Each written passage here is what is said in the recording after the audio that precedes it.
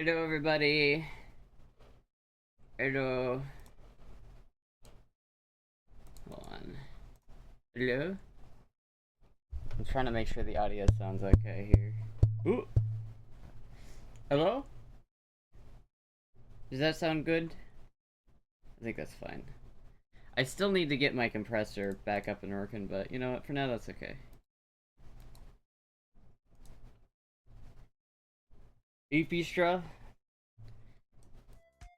We're always Epistra here. Always Epistra. This looks like a grandma dress, to be honest with you. Like, I was gonna put up this. I was like, it was between this dress or another dress that I had. But the other dress I have doesn't zip up all the way, so it makes me feel bad, so I didn't wear that one. But I think that one looks better, honestly. Grandma. I look like... Hello, Shetty. Would you like some candy? Tradwife. I'm just Tradwife maxing. Granstra.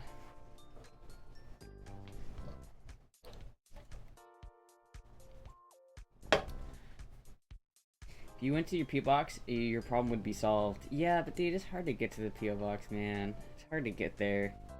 I'll try to go, tomorrow or the day after. I have a dentist appointment tomorrow, and I'm, like, not looking forward to it.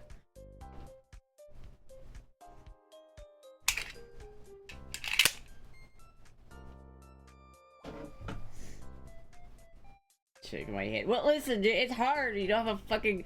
Listen, you try getting around with only a scooter, alright? You try it. You try, like, going a week where you can't use your car at all. You can only use, like, a moped. Like, that, imagine that's your reality. That's what we're working with here, chat, alright? It's not good. You know, I've thought... I'm really, like...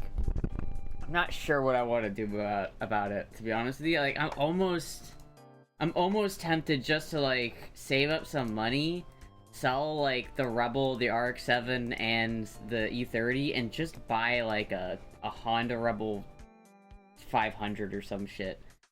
You know what I mean? Like, 'cause I'd feel like I'd be able to trust, a new Honda Rebel to, like, get me wherever I need to go. And then I would have something that I could, like, just not have to worry about. It would just work, and it would have good gas mileage, and I would be able to afford gas. What the fuck? Why did my fucking stream just turn on randomly? That was weird. But, like, I don't know, just look at this, right, chat? It's 5,000 bucks. It's a Honda Rebel 500. I could probably into 500 for cheaper than this, but, like, I feel like this is not a bad bike. Like, if I could trade, like, all of my vehicles except for the Prince bike for this bike, and so that the only two vehicles I own are this and the Prince, I think that's valid. Because at that point, right, I have something I can just drive around, not worry about the you know, I don't have to worry about it being, like, unsafe. I don't have to worry about it breaking down or some random bullshit. It's just, like, it will just work. I also really like the Honda Rebels. Honestly, like, one day I think I will get one of these bikes, but I don't know. Obviously, the one I really want is the 1100, but I think even if I sold everything, I couldn't afford the 1100. The 1100 is so fucking expensive. It's hard to find an 1100 for under, like, 9 grand.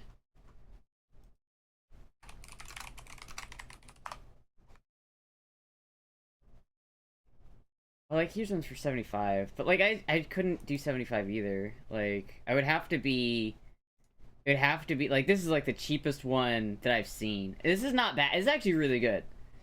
$6,800 for an 1100. Yeah, this is exactly what I want, essentially. This one right here. This is basically exactly what I want. Like, if I just bought this, then I would just have, like, it would just be okay. Like, I could just have this, and then it would do everything I need, pretty much. Storage would still be a bitch, but, you know, it is what it is. But I don't know, because, like, the thought of buying, like, a car just sounds like such a money pit. Sunday school teacher. It is. I'm not sure if I'm vibing with this fit, to be honest with you, but we'll see.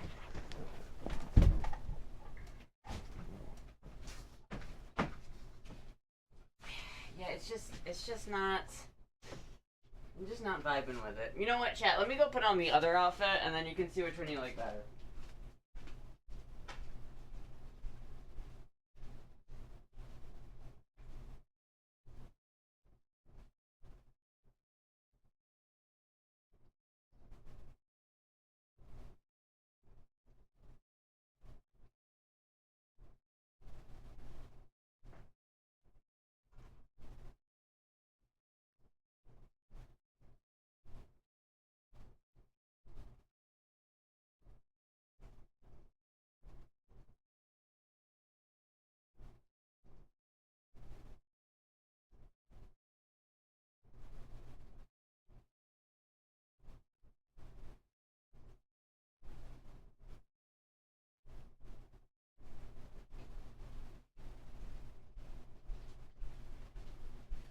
Alright, chat, what do you think of this dress?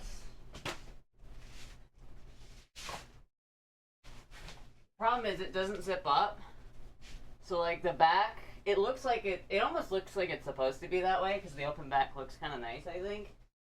But, like, it's supposed to zip up to, like, here, but there's, like, no way that I could do that. This is just, like, I'm just too big for it, but, I don't know, it looks okay, I think.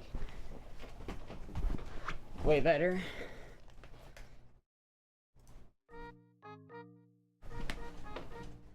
What do Floridians in chat think? Car or motorcycle?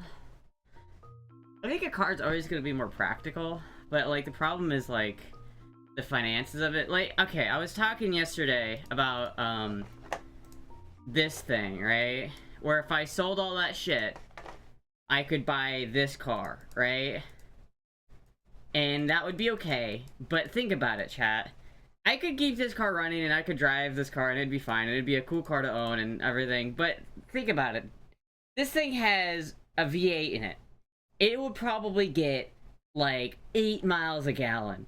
Like, I feel like if I bought this car, I would 100% run into the problem where it's like, oh, I don't want to go to this place because I don't want to spend $30 in gas because I have to fill up this fucking gas guzzler, right?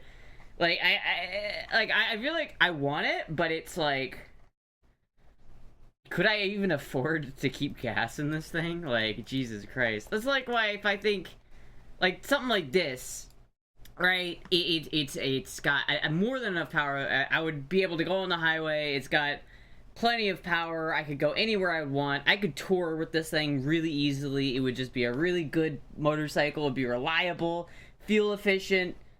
It is, like, the only downside of it is that it doesn't have that much storage. But I feel like I could get something on the back here that would just be fine, and I could just get away with it. I feel like I'd be fine. Like, I could figure out how to manage. The problem is, like, my Honda is just so much smaller, and it's so much harder to do anything on. Like, it's not as good for just doing shit. Like, I feel like this one is honestly, like, this is not a bad bike. But it's $6,800. So if I sold everything I had, maybe I could afford it. But is it worth selling the BMW, the RX-7, and the Honda Rebel, and my toolbox just to be able to afford this? I don't know. I guess I could go with a 500, which would be cheaper, but, like, I feel like a 500 would work. It's just not, I would always feel like I'd want to upgrade to the 1100. Like, this is the bike I really want. This is like the dream bike. But there just isn't, like, this is like the cheapest one. Like, all of them are so expensive. It's like even the 500s are kind of expensive too. It's like I could get a 300 like this. But I don't really want a 300, to be honest with you. I don't think a 300 would be good. I don't know, is it worth spending, like, is it worth selling every vehicle? Is it worth consolidating every vehicle I have into a motorcycle? Is it worth doing that? Is that a good idea?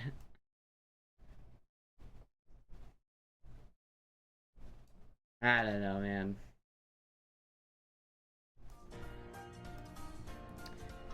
Sell it all, get the money, and worry about what you can get. And worry about what you can get. Problem is, like, I don't know if I want to sell the ARC-7. The ARC-7's the biggest one that I don't want to sell. But the problem is, I'm just thinking about it. It's like, I don't know what I can do with the ARC-7. Like, I'm trying to be a realist here, chat. I'm trying to be realistic about what I'm doing. And it's like, I could spend, once that toolbox sells, right? I could spend $1,000 getting my car and my tools and everything else that could fit into my car home. Right? And so if I spend $1,000, like, let's say I sell the toolbox, right? That gets me about $3 grand, right? If I get $3 grand, I use $1 grand of that to fucking get my car down here and all my tools down here. Then I'd have to spend, like, so much money buying a toolbox. Like, I don't even know. I'd have to get another toolbox down here. And that would, if I bought, like, a Harbor Freight one, it would cost, like, $900. So that, now I'm only down to, like, $1,100 after I've sold everything. So if I have my car down here, I have my tools down here, and all I have left is $1,000 from everything. And then if I sold the Rebel and the BMW on top of that, I'd probably have like $4 grand. I'm looking at, if I don't sell the ARC-7, I'm looking at about having like $4 grand to spend on something. That's about max is what I've got. That's like max what I have. And so at that point, and that's after I sold the BMW and the Rebel. So at that point, do I spend $5 grand or $4 grand and like try to find a Rebel 500 with that, or do I just like try to find a car? Because like I don't think I can find a decent car for $4 grand that's like gonna actually work well. It's just, I don't think that's gonna happen. I don't think that exists anymore. I think any car that's $4 grand is gonna be a project.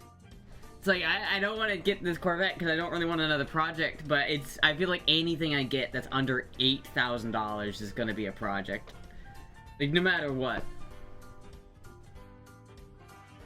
Need way less modes of transportation? What do you mean I need way less? I have one. I have one! Barely! It's not even one! It's like 0.8 of, it's like eighth of a, it's not even a full one. It's like, I don't even have like one good mode of transportation, because the only mode of transportation I have right now is a 250cc Rebel with bad tires and a bad chain. I'm fucked, chat. This is my fault, though. I do have to admit. This is, I could have avoided this situation. This is, I can't blame anybody else for this situation. Yeah, Craigslist or Marketplace, a used box, should be able to find something decent cheaper. Maybe. I know, like, a new US General is, like, $900 for, like, basically the same exact box I had. Problem is I need a kind of a big box for the amount of tools I have. Like, I have a decent amount of tools. And so I could buy something, but I don't know what it would be. I must be always argue about money level steals through. What? You have 4 half-running vehicles. Those aren't modes of transportation. Those are just things that I have to deal with. I can't get in my BMW and drive it to Tampa right now. I can't do that. I can't drive that BMW. It's not driving. So I just need to sell it. Like, I'm gonna sell the BMW. The BMW is like, it's actively in the process of getting listed, okay? The BMW is getting sold. The question is, do I sell the RX-7 or not? That's the real question.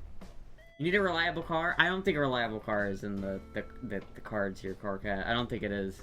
I really don't think it is. I think a reliable car, the only way I could feasibly get a reliable car is if I took out a loan. And I'm not taking out a loan, so... Reduce your numbers? That doesn't help me, Derek! That doesn't help me! That doesn't help me at all! It's like, even if I sold everything I have, I still wouldn't have enough money to buy a reliable car. So, it's like, car payments do suck. I just wouldn't do a car payment. That would not... First of all, I wouldn't want to take... I don't think my credit would do it. First of all, and second off, I think car payments are lame, and I actively don't want a car payment. The only reality where I would actively get a car payment is if I had to get to work every day. Like, if I worked 20 minutes away and I had to go to that job every day, then it makes sense to spend $150 to $200 every month on a car that makes it so you can get to work, right? If the transportation is what's allowing you to make money, then you have to have it, right? Like, it's just, you have to do it.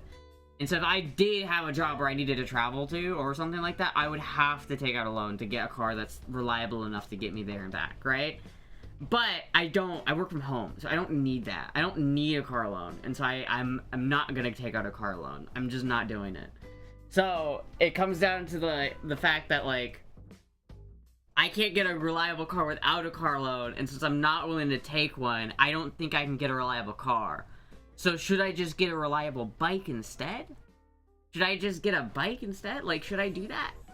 I feel like I could get a decent motorcycle that would do everything I need it to for under 5 grand. For under 4 grand, you know what I mean?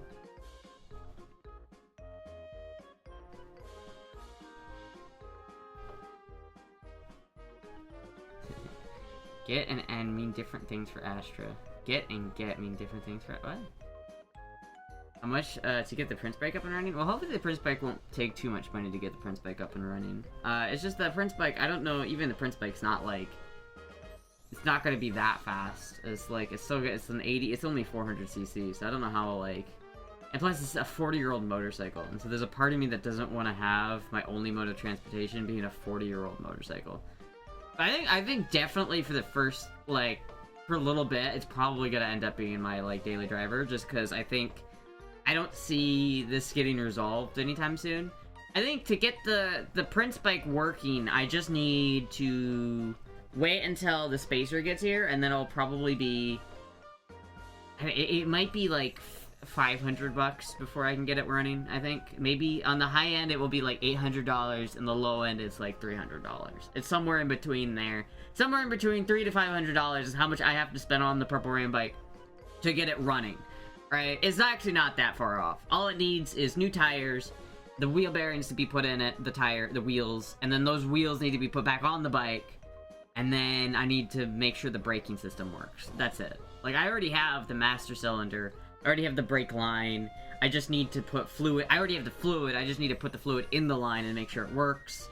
And then the only other real thing that I have to do is just mount up the exhaust, and that's it. So I really don't have that much to do with the Purple Rain bike. So I feel like, regardless, that's gonna be, like, first, right? Like, I think before I do anything else, I want to finish the Purple Rain bike. Because it's... I do think that would honestly do a good job. But, like, the same reason why I don't think the Honda Rebel 500 would be, like, maybe just not quite enough to do everything I need it to do. It's kind of the same issue with the 400. It's like, you only got 400 cc's, and you only got, like... 40 horsepower you're working with, and so it's like, I don't really know if it's as fast as I'd want it to be to actually go on the highway. Really, I want a bike that I can take on the interstate, right? I want to be able to go on the interstate with my bike. I don't know if the 400 is quite there. Like, it could probably go on the interstate, but it's just not quite safe on the interstate, you know what I mean? You can 100% get a reliable car for under 5K, but you wouldn't drive 99% of them. That's not true, Shoto. I've literally... Every stream you say the same thing. In every stream I'm saying, give me the examples. Show me. Show me this fabled reliable car for under $5,000. Show it to me. It doesn't exist. It's because the car market has changed in the past decade, right? Like, a decade ago, you could get a reliable car for, like... 3 grand, right? You could get a reliable car for pretty cheap. But nowadays, you're looking at about a minimum of 8 grand to get a reliable car. Like, as like, time goes on and cars get older and different cars become different things to different people, it's like, I feel like when I, like, 5 or 6 years ago when I got my Ranger, my Ford Ranger, the minimum you could spend on a car was about 5 grand. Like, that was about the minimum back then. And now it's been a half a decade since then. And so now, realistically, if you want to get a car where you don't have to put a bunch of money into it, you're gonna have to spend over 8 grand. Like, just generally. And even then, you're gonna have to put money into it. But I think that's... Although Honda Fit, a Mazda 3, and a Mazda 6, the problem is that every single one of those vehicles is old. And they're not good old. They've been, like, workhorses for decades. It's not like a Corvette, which has been babied and, like, maintained and is basically a brand new car in a lot of senses. Like, the suspension's probably new and everything else, right? But like a Honda, like a 2001 Honda with 300,000 miles is not gonna be a reliable car. Okay, that's just not gonna be it. Right? There's this perception that Honda, I almost said Honda Rebel. Hondas and Toyotas are absolutely indestructible. And they are very reliable, but they're not indestructible, okay? They're not. And it's like the older they get, the more problems they're gonna have, right? It's like you're buying a car, which is an antique. It's like... And it's like the newer ones that came out in like the 2008 to like 2014 really are not that good. Like, they have a lot of problems in of themselves. There's a lot of issues. And the idea that you're gonna buy like a $5,000 or a $4,000 Camry and not have any issues with it, it's just hopeful thinking. You're gonna have issues with it. You're just going to. There's no way you're not gonna have issues with it. It's like, I imagine whatever car I get, if I get a car, I'm gonna be wrenching on it. Like, almost as soon as I get it. You had to evacuate due to a hurricane, and with Puck and Moogie, how would you do that on a bike? Oh, my mom's next door, so I'd just go with my mom. There are a fuck tons of automatic cars that are 100% reliable. Let's 5 and link them, motherfucker, link them! They don't exist! Because you always think that. You just see Toyota Camry with 200,000 miles and think, oh, you know, back when I was in college, these things would go forever. That was like 20 years ago, dude. These things are fucking brutally, like, they're old. They've been ran hard, put away wet, and they're old. And they're not in that great of condition. Like, they're good cars. Like, they are great cars, and they last a long time. But that does not equate to it being a reliable car in 2026, okay? It's like, yes, they were reliable cars. They were great, and if they've been maintained, they're amazing cars. But you're not gonna find one for under $5,000 that's in good condition, that's just ready to go. It's like, you're just not gonna find it. I had a manual fit. I used to put slicks and tracks on it. It had 230 miles on it, and when I totaled it. Yeah, but like, I wouldn't buy a Honda Fit for 230,000 miles. It's just, you're getting to the point. Cars will get to a point where they start to have issues, right? Like it's like, you know, humans. Like, we get old, you know? Shit starts going bad, right? It just happens. It's a part of life. Cars are no different. Like, if you have a Honda Fit from 2001, it's gonna have issues. It's just that if you buy a car that's older than 15 years old, you're gonna have issues with it. And if a car is under 15 years old and it's less than $5,000, it's probably not a good car. I've never had to evacuate because of a hurricane. Yeah, but again, my mom is like next door. If I evacuated, I would just evacuate with her. And plus, I live in Central Florida, so that really isn't, like, in my area, it's not like I live in St. Petersburg or some shit where it's like, yeah, you have to, like, evacuate a lot. That's not where I live. You need a smart car. You need to send this girl a blood pressure machine. Don't worry about her during her rants. Listen, dude, everyone's always just like, well, just buy it. It's just, you don't want to buy all the cars that are reliable for that price range. They're just, I mean, they're just not there. I mean, look at this car, right? Like, this is a 1998 Toyota Tacoma for $3,700, right? It's got 287,000 miles. Like, this car is great. This is one of the most reliable vehicles ever made, bar none. It's a Toyota Hilux. You could send these things off of bridges and they would still run. But with 287,000 miles, you're just... all of these parts have service lives. The wheel bearings, the wheel ends, the axles, the fucking... everything has a service life on these things. And they're not designed... They literally did not anticipate people driving these cars that much. They're just... they didn't expect them to last, right? They're not designed to last that long. And so I'm not gonna buy a car with 300,000 miles. It's just not gonna happen. I'm gonna buy a car that if I'm gonna buy a car, it's gonna be something that I can work on fairly easily. Like, it's gotta be... wait a minute, what was this? Oh. Like, it's gotta be fairly easy to work on. Like, this is not a good car. Like, this is not a good, reliable car to buy. Like, it is just not. Oh, but it's a 2001 Honda Civic. Bro, Honda Civics are so reliable, bro. Right. Right. I don't know about that one. This is like what most of those cars have turned into, are these little graveyard fucking pieces of shit that have just been rode hard, put away wet, and are just in terrible condition. Just terrible condition. 160,000 miles, this one's actually not that bad. This one's actually not that bad, but even this is gonna have problems, right? This is gonna need work. Like, any car that's this old is gonna need work. There's never gonna be a car that doesn't need work at this price point. It's not real. And I actively would hate to work on a car like that. I would actively just hate it. If I owned a Honda, like a Honda Civic, and I had to replace the belt on it, I would lament every second of that, and I just don't think it's worth it. For how much I would hate it and how much I would hate driving it, I don't think it's worth it for me to do that. It just isn't.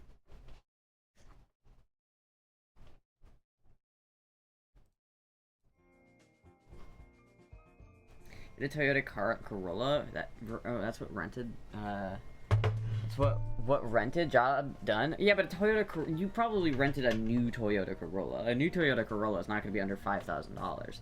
And an old Toyota Corolla, again, it has the same problems. They've been thrashed. Honestly, it's like the same reason why I don't think I'd ever buy like a WRX, like a $5,000 WRX. Like, every once in a while, I'll see like a WRX or a Subaru wagon of some sort with like 5,000 miles on it.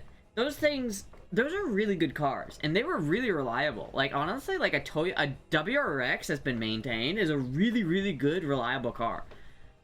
Issue is that everybody who owns a WRX is fucking drifting that son of a bitch. They're fucking thrashing it. They're going and they're destroying it.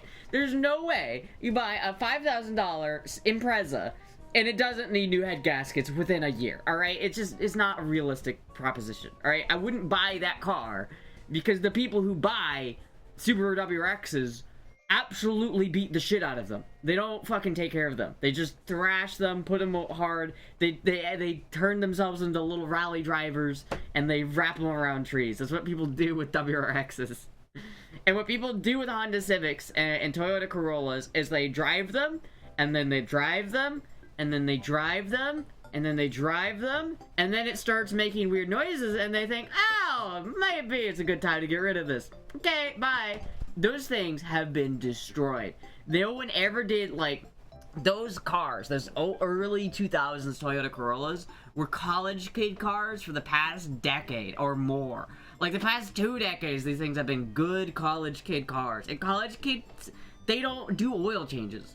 They don't be nice to their cars. They don't do regular maintenance. They just run it until it doesn't run anymore. And then that's how we get all of these sub $3,000 Honda Civics that are about to fall apart.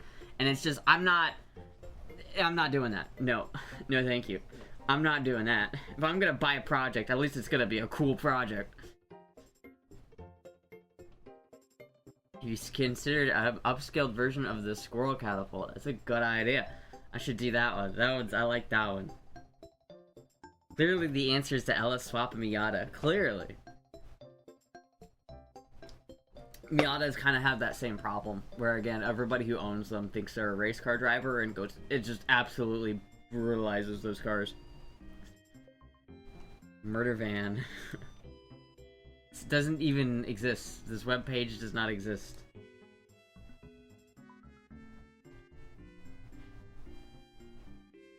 At least they didn't run salt water through the engines. I mean, you never know with some of these fucking people, dude. Seriously.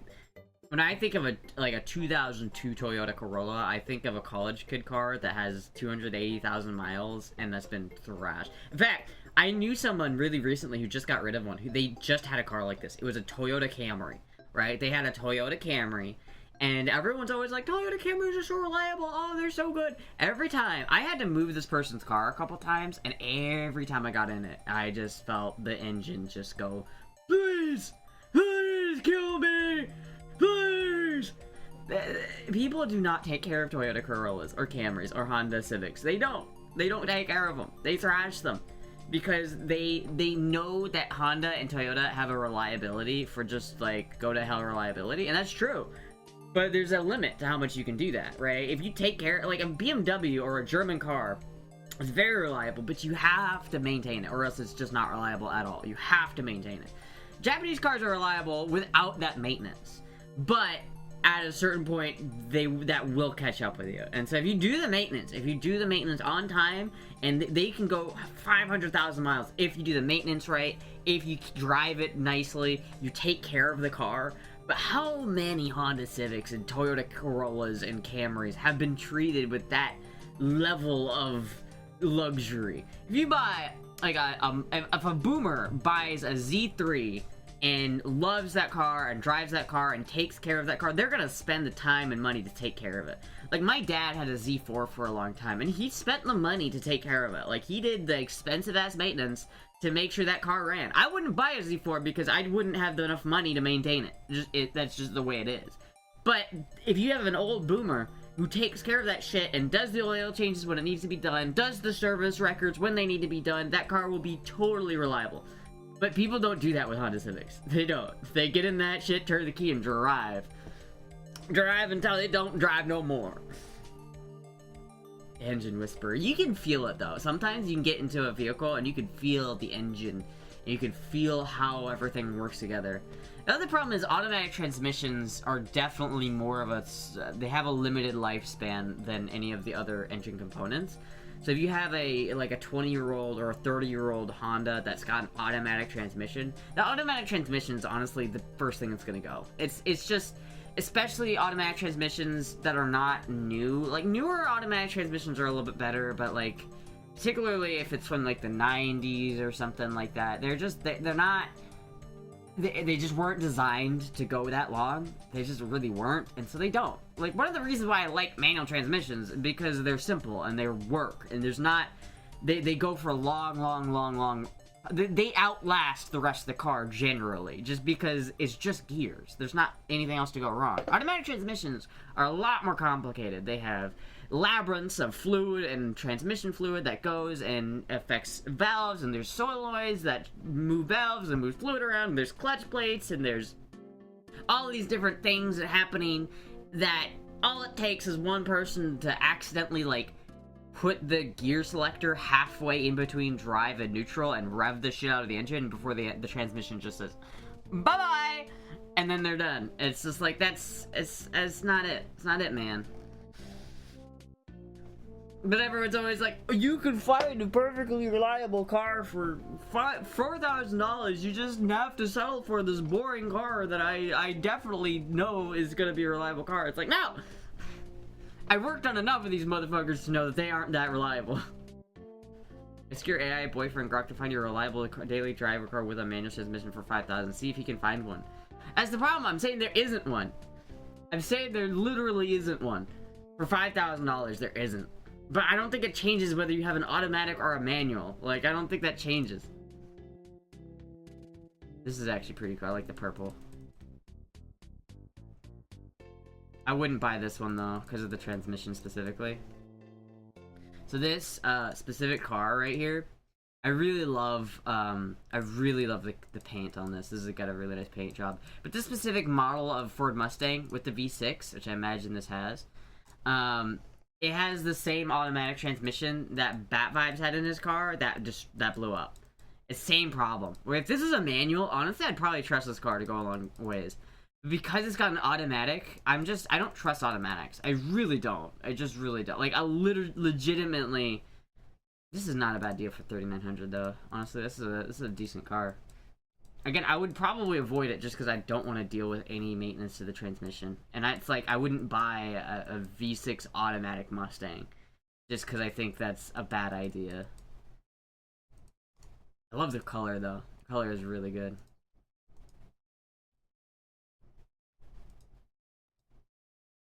Also, look at this. I found a Turbo 2 engine for sale. For $4,700. I could buy just a rotor. This is actually such a cool engine. I really want this. I really want this. I bet you it's fucked in the inside, but I really want it.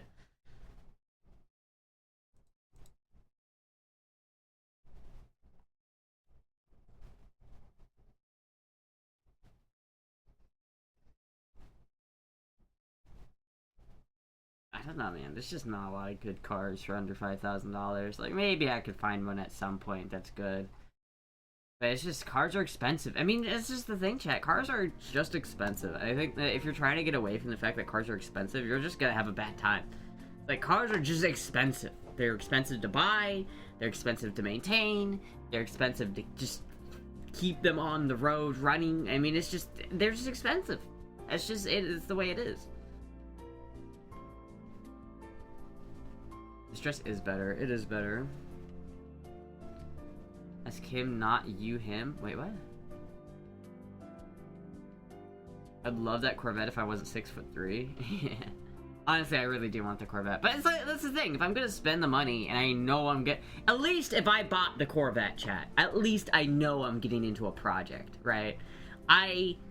So when the Corvette, the C3 Corvette turns into a project where I have to spend a bunch of time outside wrenching on this fucking thing, at least I'll be happy about it, because at the end of the day, I would enjoy working on a C3 Corvette. But when the piece of shit Honda Civic I bought for $3 grand starts having fucking issues, like, the moment I have to do half shafts on a fucking Honda Civic, I'm out. I'm out, dude. You can't make me do half shafts on a fucking Honda Civic again. You cannot do it. I hate it. I hate doing half shafts, and they suck. And I don't want to do it. You know what a Corvette doesn't have? Half shafts. It doesn't have CV boots. It doesn't have a fucking it doesn't have a transverse mounted engine that has everything crammed into the engine bay, so doing any amount of work to anything on the drivetrain fucking sucks because it's all crammed inside the engine bay. No thank you. No fucking thank you. At least if this fucking Corvette, like, has an issue, like, at least it's not that big of a deal. Like, you could just fucking wrench on it. They're easy to work on. Everything's super easy to access. Everything's right fucking there. Like, look at this, chat. Look at this.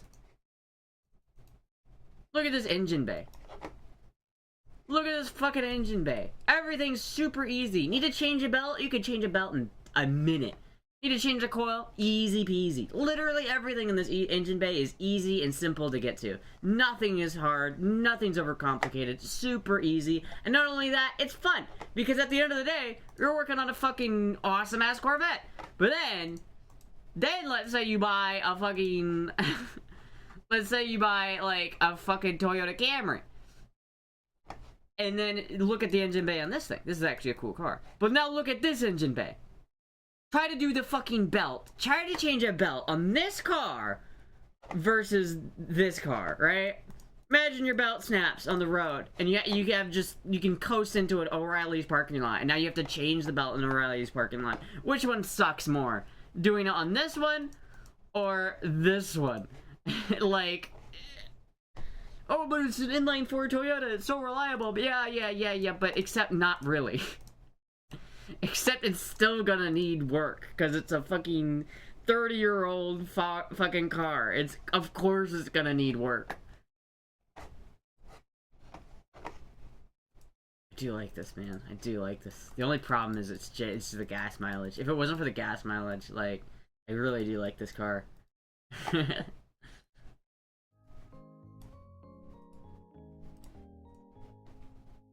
Big muscle cars are badass. They are.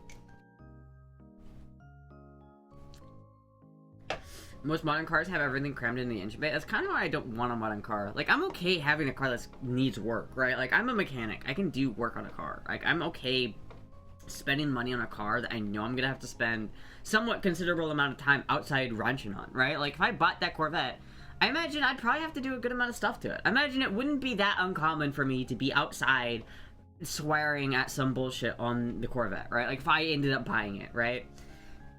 The problem is, I would probably spend a similar amount of time working on a Honda Civic.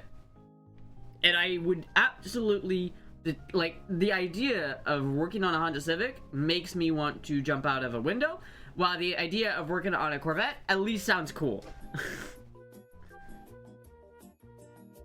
Old diesel Mercedes used to run it on oil. Old diesel Mercedes are cool. Those are fucking sick. I'd get one of those. If I could find, like, an old Volvo or an old diesel Mercedes, fuck, those things are cool. Those things are actually fucking sick. That kind of, like, comes back to, like, the cost to work on it, you know, like a diesel Mercedes is not gonna have super readily available parts for it. If I have a fucking Corvette with a small block V8, dude, you know when you go to like an O'Reilly's and they have just a carburetor sitting on the shelf, that just a random carburetor, like, what the fuck is this gonna fit on? It fits on the small block Chevy. Like, that's what it's for. Literally, the carburetor they just have sitting on the shelf just to make it look like they have like car parts, right? That's the only reason why they sell a carburetor on the shelf, is just to make you think, oh, this is a car part store. Of course they have a carburetor, even though cars don't use carburetors anymore. And not only that, this one carburetor only fits a specific type of engine that just happens to be a small block Chevy. So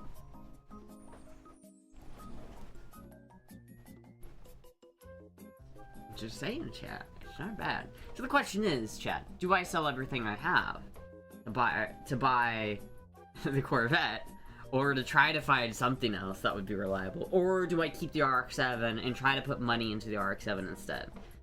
I could keep the RX-7 and I could try to make the RX-7 work. The problem with the RX-7 is it doesn't have AC, and it's gonna need a good bit of work. I think it's gonna need some love and attention somewhat soon, I think.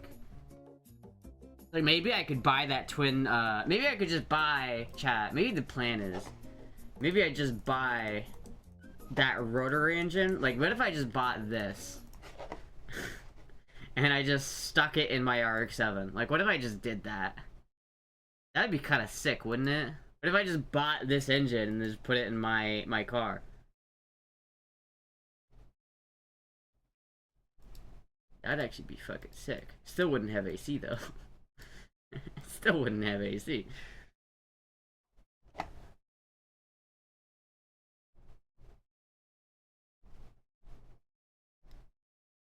True waffle.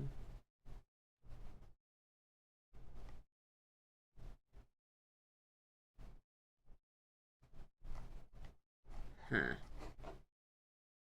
Dude, this thing is so cool. I want that.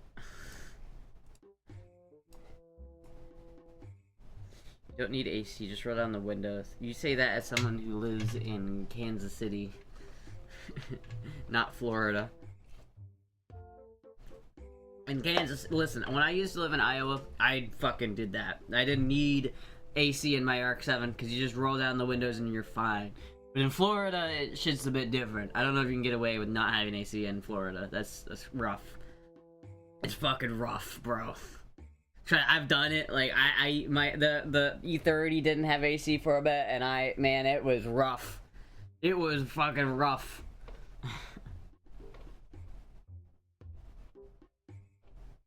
You have incomplete projects now? Kind of, not really. I mean, I have one project that's incomplete. The others, like, again, the RX-7, it's like, do I take that on and, like, try to make that another project car, or do I just sell it? If I just sold it, like, if I just sold the RX-7, and I sold the BMW, and I sold the Rebel, and I left it all the way down to, just the CM400. Like, if I sold everything except for the CM400, should I do that? Would that be a good idea? I don't know, because I don't know if I can get rid of the RX-7, dude. The RX-7 that is sentimental as fuck. I don't know if I can do it, but is it, like, financially viable to not get rid of it, is my question. Like, is it financially viable to, like, do I even have enough money to keep the RX-7?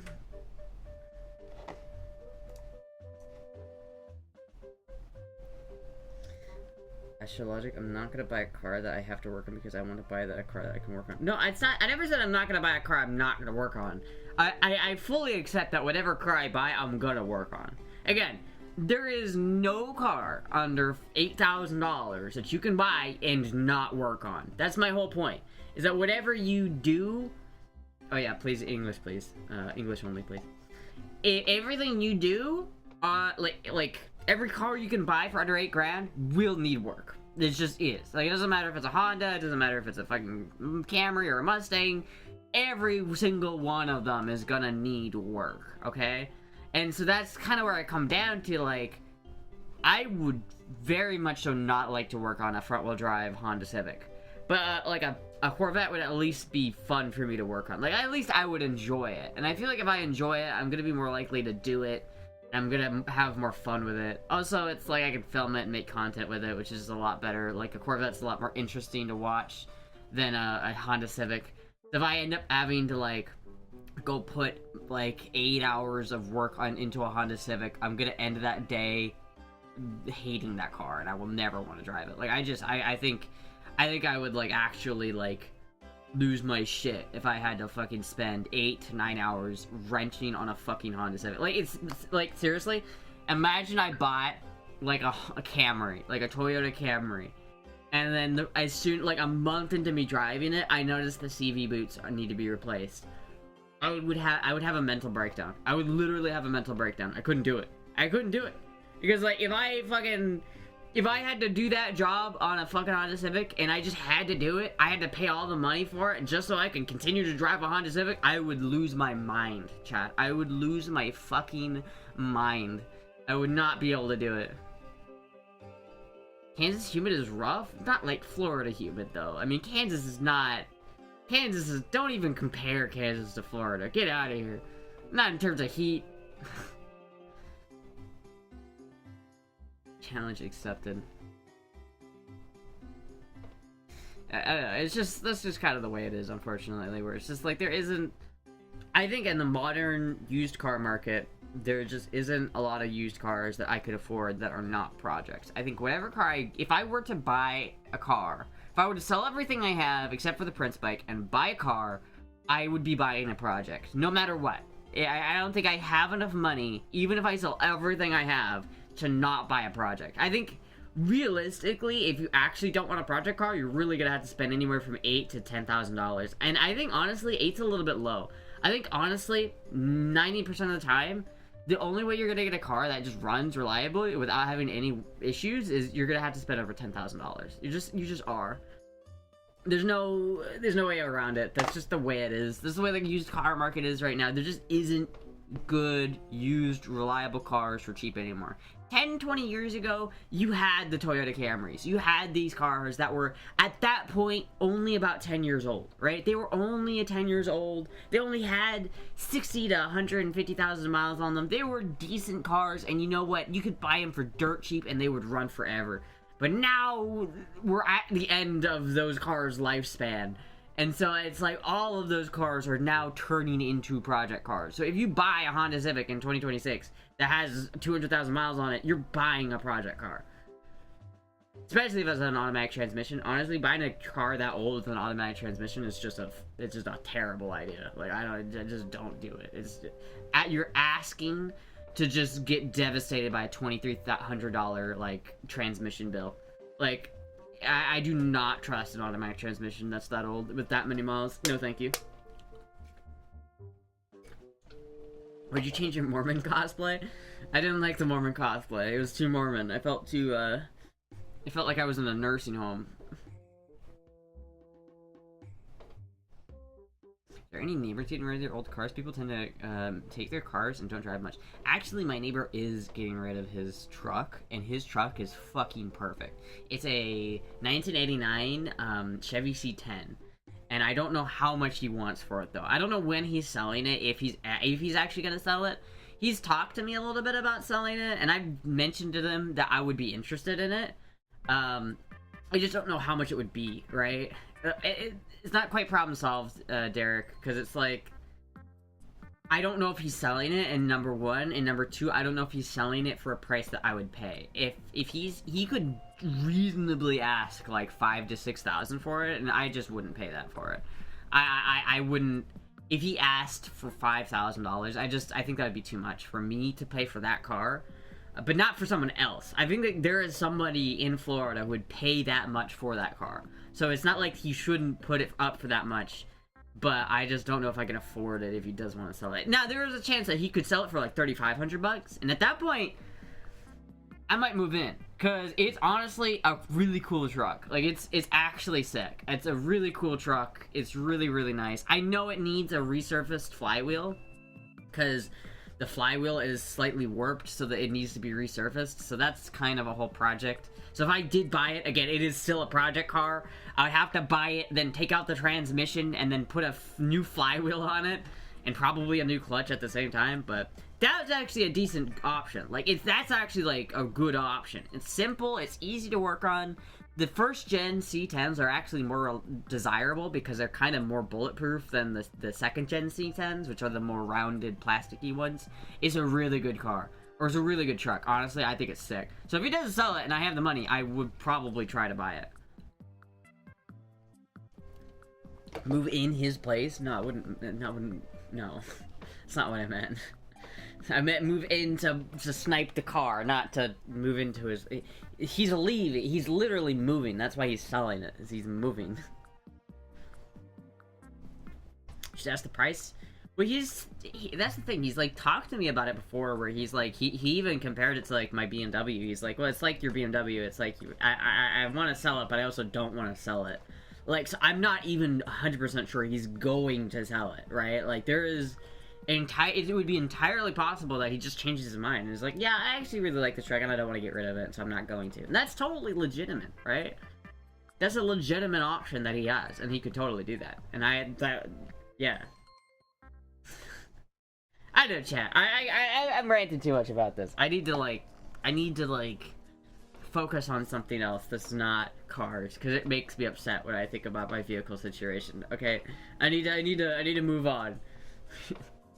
Especially because, again, I could have avoided this. I could have avoided this totally, and I chose the decisions I made got me into the position I'm in. So, play the guitar, maybe. I will say this, chat. I went down a vacuum tube rabbit hole last night, and now I have a new vacuum tube that I really want. I have a really cool vacuum tube I really want to buy. The only problem is I don't know how to find it. Like, I don't know how, chat. I need to, like, ask Boobs if she can help me find this too, because I really, really want this. Get him with the rabbit hole. Chat, I really want this vacuum tube. I really, really want this thing. But it is so unobtainium. I have no idea where to find one. They're not easy to find. None of them are in eBay. None of them are on, like an easy to find, like, website. They are all, like, extremely hard to find. But this, chat, is so fucking cool.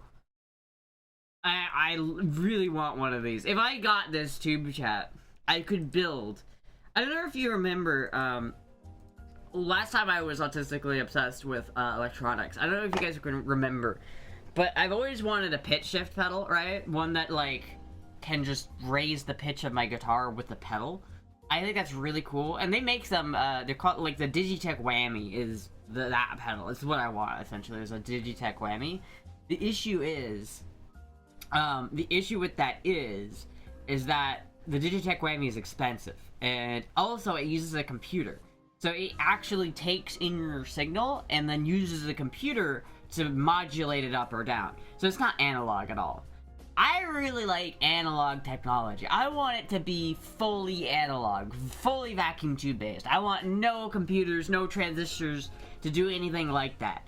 But it turns out, creating a pitch shift pedal without any transistors or any computers is almost impossible. Keyword almost, because it is possible. There's a couple ways to do it, and one of the, probably the single best way to do it is with this tube. This thing is so fucking cool. This is two CRTs butted up against each other with a metal plate that basically reads the CRT scan line. So you can put a signal, a guitar signal, into this and draw that guitar signal and then modulate, like, adjust that guitar signal with magnets. So you can literally stretch and pull the guitar signal in this fucking tube and then have it, like, read and write that into the other signal. You can take it and it would do, like, perfect pitch shift. It's so cool. It's actually fucking nutty, and I really want it, but I have no idea about how to find one. I'm gonna like ask Boobs if she can help me find one because I have no idea. You're asking Boobs why she hasn't been stuff since Buff got banned? Yeah, I felt bad about that. That's kind of got mad at them for some reason, but I don't know. I've talked to Boobs since then though. I have talked to Boobs. I don't know if Boobs is mad at me though. Boobs might be mad at me. There's a few in Russia or Poland. Ask Adrian to give his area a search. I don't think there is. I mean, that's a U.S. It's Raytheon, so it's not a. I don't think the Russians may have made an equivalent to, but I don't know if they would have. And if they did, it would be harder for me to work with because, like, at least with the Raytheon, I have all the specs and the specifications and the data sheets. The issue is that this is like a complicated ass tube. This is like the peak of vacuum tube technology. And in the 60s, right when we were transitioning into the age of transistors and shit, it was right at the peak of that. So it's a very interesting piece of technology. Soviets actually made a big push to integrate computers in their economy. They thought it worked, allowing them to leapfrog the West. That is pretty cool. But I don't think this specific tube, it's like they used it in radars. It's like a radar tube. But they're not easy to find. I can only find like a couple pictures of the thing online. You can't even see very many pictures of it. There's not even that much information about them. They were never like released to the consumer market. And so finding one is going to be really fucking difficult.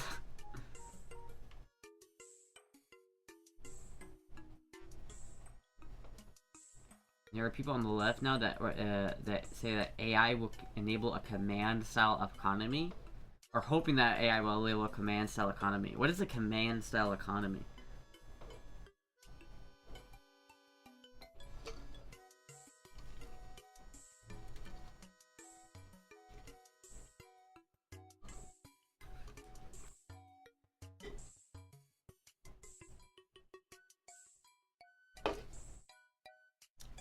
Fuck, dude. I like Mountain Dew. I gotta stop drinking this shit. I gotta stop drinking this shit, man. It's fucking terrible. It's so bad. I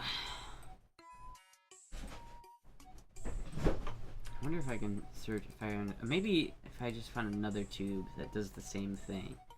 Maybe I could find the same type of tube that's just a different style of tube.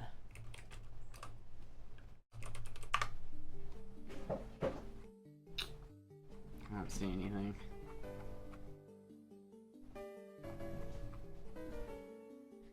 The Soviet model, the government sets production goals for all productions. The government sets production goals? Oh, that's just that's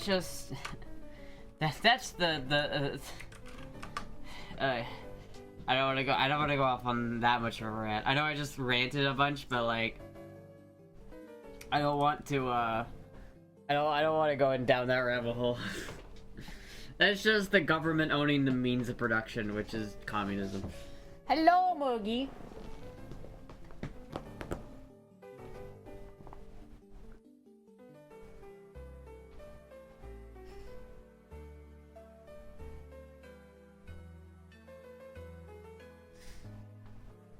Government controls the economy completely? Yeah, that's a bad idea. I would not trust AI to do that shit. AI is smart, but it's not that smart. Hello, Moogie.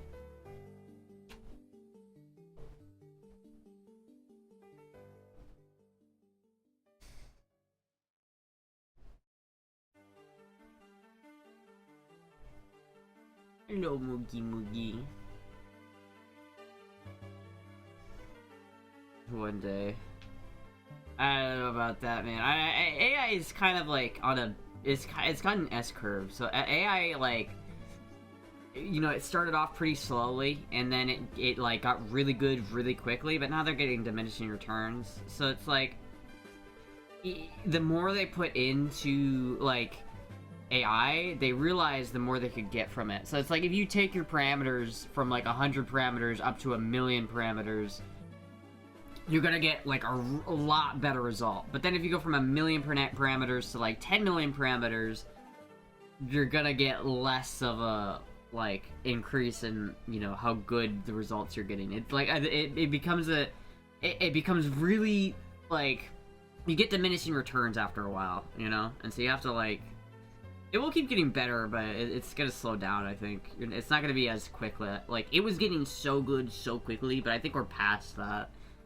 I think at this point, it's still gonna get better, but it's gonna take longer to get better. Oogie.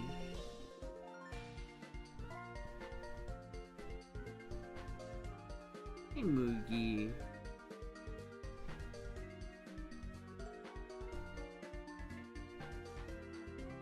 You're shitting a bunch too. Is it just shed time? Is it all the cats just like come together and be like, okay, it's time to shed now? There's so much hair. That's true, a lot of Tomb Brew. I want to use Quads and Mythos. Quad is pretty cool. You can do a lot with Quad. I feel like AI is gonna be like... AI is like air travel. You know, in like the 1920s, air travel was getting exponentially better until it eventually like changed the world and how we like function as a society. You know what I mean? Like, imagine if we couldn't use air travel. Like, nowadays we can travel from, you know, Florida to England in a matter of hours, not days. So it's like, it's pretty incredible what that has allowed us to do. And I think AI is going to be similar. I feel like AI is going to be very instrumental in humanity moving forward. And there's like nothing you can do about it. Unless an apocalypse happens, but I don't think that would be good. I don't think that would be very good at all. Oh. Her hair is like getting in my face. We're shedding so much. What's with that, huh? What's with all the shedding?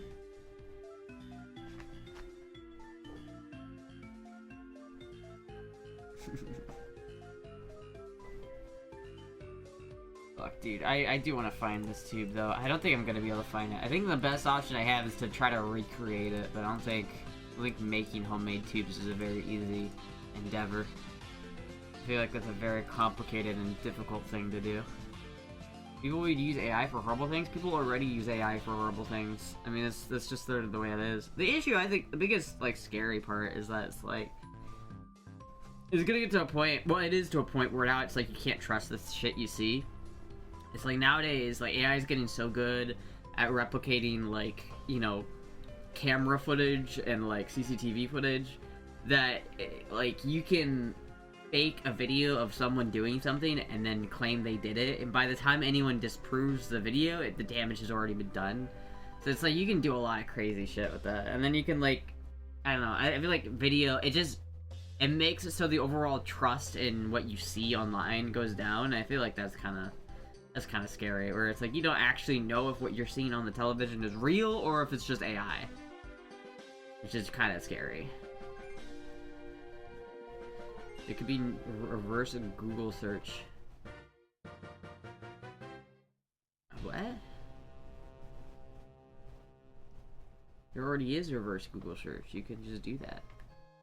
Why did it take so long for the fucking audio, the background audio to kick back in? Huh.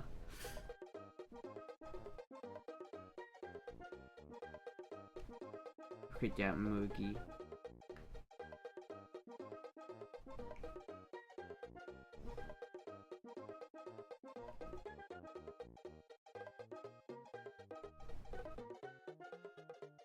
Good job, Moogie. Pretty cat. Oh, there's my Moogie.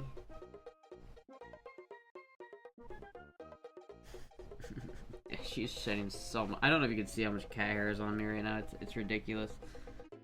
It's ridiculous. If someone made AI about you, you could just do a reverse Google search to problem solve. That's the problem, is that you can't do that necessarily.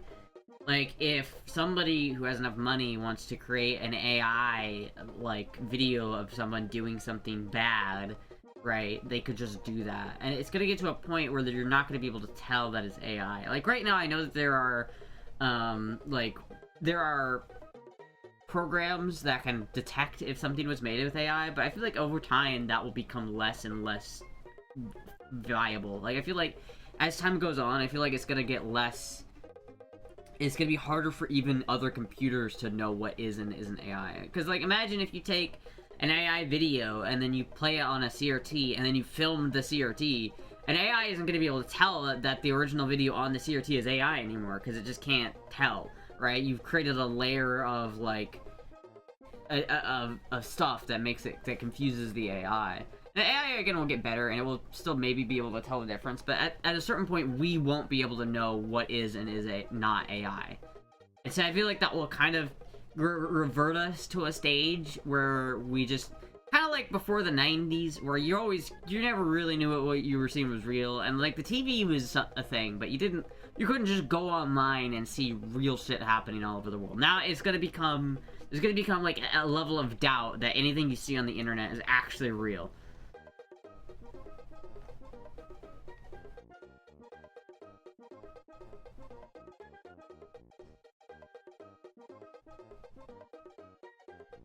There's also AI super intelligence, which is, like, they're trying to make that. I don't know how close we are to actually getting to AI super intelligence.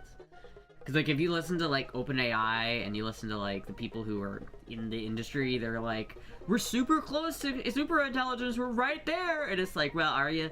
Because it's like, they obviously have an incentive to make the hype around it, like, super strong, you know what I mean? But I don't know if we are that close to AI. I don't know if we're that close to AI supercomputers. The question is, when does AI get good enough to keep improving itself to the point where it can become a supercomputer? AI femboy robots. I have a video of Astra, you do? What video do you have? Sam Altman says it's coming, but he doesn't have a great track record. Well, yeah, but Sam Altman wants you to think it's coming. Like, that's what makes... The reason why... AI doesn't make any money. Like, no one makes money off of AI. Like, you don't get... AI doesn't make any money by having an LLM that you can just go and chat on. Like, the whole world is using LLMs nowadays, and everyone uses them, but no one who... Grok, Claude, ChatGPT, or whatever, none of those models have ever made a cent off of their LLMs. The reason why they have market share and they have value is because they have speculative value. You know what I mean? The idea that AI will eventually do this. So if you're Sam Altman, you want to make people believe that we're like a year away from AI robots that can just replace any humans ever. Like, we're that close. But in reality, we're probably like a lot further away from AI supercomputers than you'd think. I don't think we're that far away from it, though. I think we're further away than like Sam Altman wants you to think, but like probably not as far away as like maybe you'd want to think, you know? Recursive improvement, that's the holy grail. Yeah, but how much do we have to put in before it gets to that point, you know? It's like AI is improving rapidly, but now it's just like... Now we just have to improve the models. And the issue is that, like, AI has scraped everything off the internet, and there's no more real content for AI to base itself off of, and so now AI is training itself on other AI data, and when you train AI on AI, it, like, it's just bad. Like, if you take an AI image and then keep putting it through AI, like, if you take AI image and then tell an AI to recreate that image, and then just keep doing that and doing that and doing that and doing that, it will eventually turn piss yellow. For, like, I don't know why, but that will, like, always happen. And it's because AI, when it's, like, trained on AI data, it's not as good. And so it becomes worse. And so when you run out of, like, that's the problem with, like, the artist thing, is I feel like everybody, like, oh, you know, AI is gonna replace artists because there's no incentive to draw anymore because AI can just do it in a second. But the problem is, AI isn't really just drawing, it's more like just taking bits of things that already exist on the internet and putting it into an image. And so eventually it runs out of shit. So there's no more new stuff. Like, when you're a human and you create a piece of art, you're creating new art, right? But an AI can't do that. An AI can just aggregate art it's already seen into one image. And so it's like, it's gonna get to a point where there's no more data left for it to train on, and then it's just gonna it's just gonna get worse and progressively worse and worse and worse. It's gonna rot from the inside, essentially. The progression in humanoid robotics has accelerated, but it's still far away. I think right now we're at a point where we could have like an R2-D2. I know I talked about that like before. I think we could build an like a real life R2-D2. Like if we really wanted to, we have the technology to build a real life R2-D2, like fully realized real life R2-D2. Oh my god, Moody, you're so cute. Women better get better at living without AI, because at this rate AI will take over, and we will be either in a Wall-E or a Matrix sooner rather than later. I don't know what's gonna happen, but I do think the nature of labor is going to change. I think the implication of AI is it's like eventually AI is just going to be able to do anything a human can do, except better, and particularly physically. Like if we can build a robot, a humanoid robot, that can do everything a human can do, except more consistently better and for free, like you don't have to pay it a wage, like that will replace the human labor market, and so that there will be no more jobs for humans. The issue is that if there is no jobs for humans, there's no economy. There's no humans making money. If humans aren't making money, they're not spending money, which means they're not putting money into the economy. And so essentially the economy just slams to a halt. Like if you have a business making textiles and then you switch your labor force to only AI robots that are making your textiles, now all of a sudden, and all the other companies do that, now all of a sudden there's no one to buy your textiles because no one has enough money to buy the shit that your AI made because no one has work. And so I think AI, the nature of human labor is going to fundamentally change. To the point where you're not selling your labor, but your humanity. Like your individuality. Like, an AI has no free thought, but we do. And so that's what's gonna train the AI. And so that free thought that we have then becomes valuable because it trains AI and makes AI better. And so essentially, humans, I feel like, will eventually get to the point where working as a human just means playing like a minigame on a laptop and just to get AI, like, real data from you. And that will be how you make money in like 2058 or some shit. You know what I mean? It's just there's no more mechanic jobs. There's no more accountant jobs. There's no more artist jobs. All of that's done with AI. But you just go and you play like fucking Second Life, and it scrapes your data that you play off of Second Life and turns it into like value for AI. I don't know, something like that. That's the only way I can see it. Like, I think eventually that is what will happen if it keeps going on this trajectory. Do you think life imitates art or art imitates life? Art imitates life, probably, if I had to guess. 'Cause art is just a representation of emotions, right? And emotions are just a response to life. So in a way, like, yeah, art would because life imitates art only because it initiates an emotion with inside you, which then becomes the I don't know, fucking know, man. That's like some nerdy philosophical shit, man. I don't fucking know. It goes both ways. Yeah, I would say that's honestly true. It goes both ways. Would like to get a head from you, then call you a Damn Process, I would like to get head from you and then give you a messy facial. What a talking about AI dominance, and AI, like, the morbid future of AI. Damn, bro, I'd like to give you a facial. Like, okay. Alright. Fair, I guess.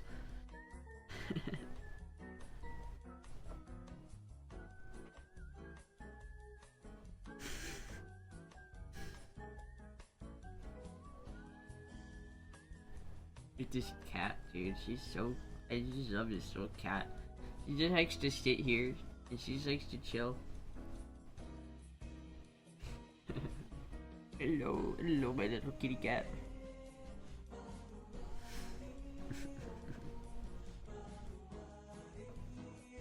Not funny? What, the cat isn't funny? It will probably be universal basic income. I feel like universal basic income might happen, but I feel like we're further away from universal basic income than people would want. Problem with universal basic income is a lot. There's a lot. I feel like to do universal basic income correctly, you would have to build a society that would be so not what we have today. I don't think universal basic income works with our current system. I think if in a universal basic income only works is if you have like a surplus of budget in your economy, like you have like you have enough money to spend on that, right? Otherwise, like if you're spending, like we have so much debt we can't even afford to feed our homeless. Like if we can't feed our homeless, we can't deal with fucking universal basic income. That's not gonna happen. That will kill the industry? Yeah.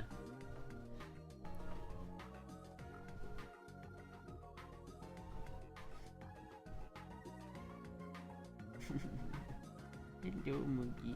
One thing is for sure though, chat, is that femboys are eternal. It doesn't matter if the AI overlords take over or not. Femboys will always be eternal. UBI will lead to a totalitarian or very authoritarian society. I think it depends on how you do it.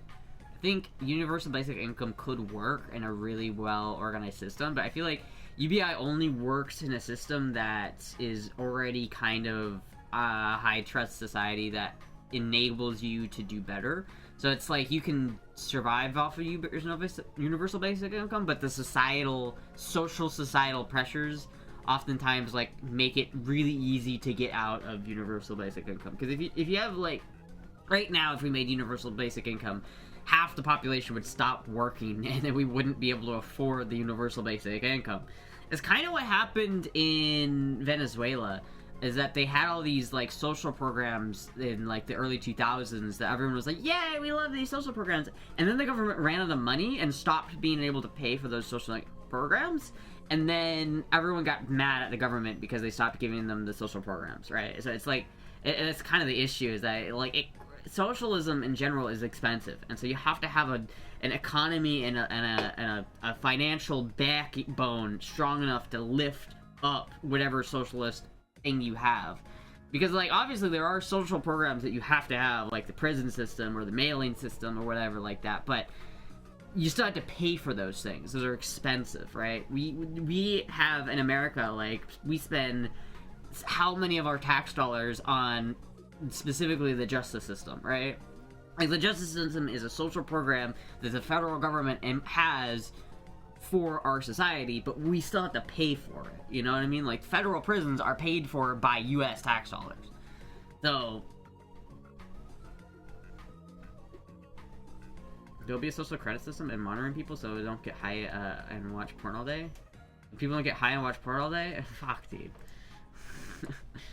That's all I want to do, though. But, I mean, the monitoring system is real, dude. It's crazy. Like, 10 years ago, everyone was looking at China like, look how crazy China is with their surveillance state. And now America has fucking flock cameras on every block. And it's just like, oh, yeah, no, they're tracking you. They know where you're going. They know where you live. They know where you are. Nothing to fear, nothing to hide, right? Hello, Moogie. You don't care about flock cameras, do you, Moogie? Moogie's like, I am a flock camera. I'm transmitting your data to an AI data center right now. And it's spying on you and judging you for your your nut preferences.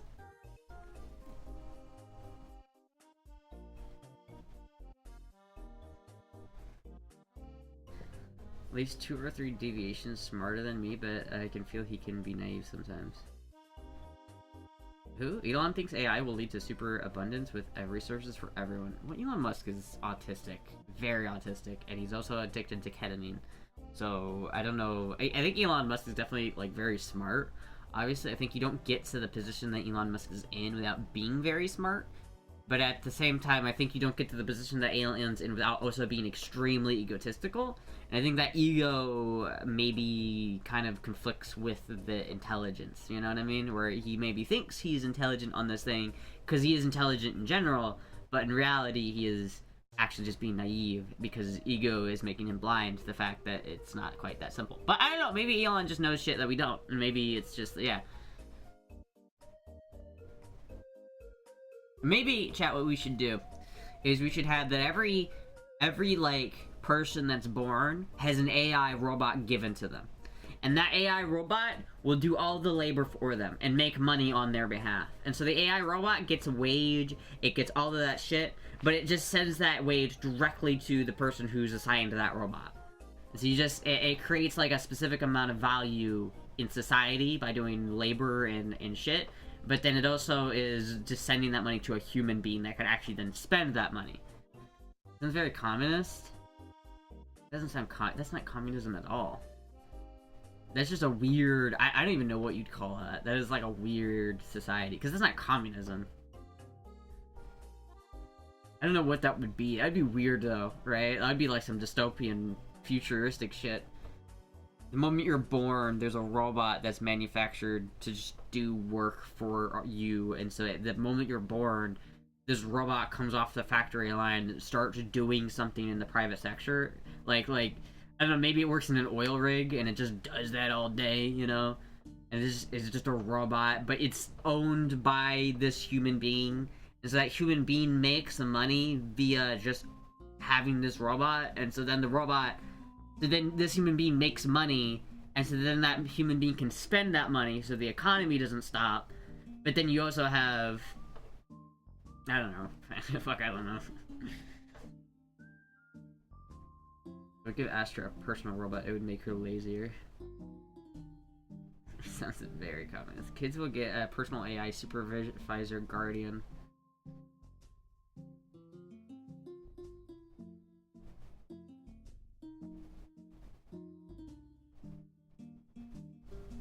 Scott Adams predicted robots would be taxed. Do you have to tax your robot? I don't know, that's just an interesting idea though, isn't it? Like, if you had, like, specific rules about robots, and you had specific rules about, like, labor laws, and, like, you literally just, the whole system works in a way where it's, like, society is driven off the backbone of robots doing all this work, but the companies still have to pay the robot. The companies don't own the robots. The people own the robots, and so the companies still have to pay to use the robots. And so that's why, it's like if you have robots in the society, but all the robots are owned by individual people and not companies. Like, let's say you made, like, a law that dictated that a company cannot own any robots. They can only lease or rent robots from individuals who own those robots, and one person cannot own more than one robot. So if you have a robot, because you're assigned this robot, it will bring you in a certain amount of money based off of just existing. Maybe that's the universal basic income, chat. Maybe we just take all those shitty jobs that no one wants to do, like a sewer guy who has to go in the sewer, and like a sweatshop worker, and all these terrible jobs that everyone hates.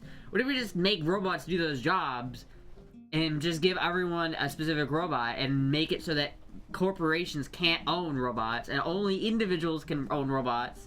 And that way, every individual just has a certain amount of money they're making based off of just having this robot. And then that robot also, like, makes, like, the bottom level of society just function. I don't know, maybe. Sounds like a radical idea, though. I don't know if that would work at all. Sounds like an idea that would... That sounds like how Detroit Become Human ends. It would be even cooler, raising the minimum wage when robots start replacing more labor jobs to compensate. But then corporations have to spend more money, and that's not... Corporations don't want to spend more money. No. They're gonna... Listen, corporations spend a lot of money on politicians to make laws that make it so they don't have to pay money for that, right? Like, that's... Yeah, the shareholders aren't gonna make as much money. That's all that matters in the grand scheme of things, chat, is the shareholder value. Does this create shareholder value? Universal income is also socialist policy. It's almost like it's more appealing ideology. I think it got certain things about it that are appealing and certain things about it that are not appealing. I feel like socialism and socialist ideas are more common than people think they are, but they're also not a one-stop shop. Like, people are, like, totally socialist all the way or not socialist all the way, and there's just the prison system is a socialist commodity. Like, that is social. You want to know what socialism is? The prison system. Because that is a social good that the government provides. That's what socialism is. And so if you have socialism in that regard, that's what it does. The problem is, anything the government does sucks. So you don't want everything to be socialist, because anything that is socialist is gonna suck. The prison system sucks. The federal mailing system sucks. Like, anything the government does poorly. And so if you're gonna have something be socialist, it needs to be something that can be ran poorly, like a prison system. Because no one gives a shit about prisoners, so we can have the prison system suck, because it doesn't actually matter. But as soon as you make it, like, human, like, normal people have to deal with it, then that's, like, it ends up just not working.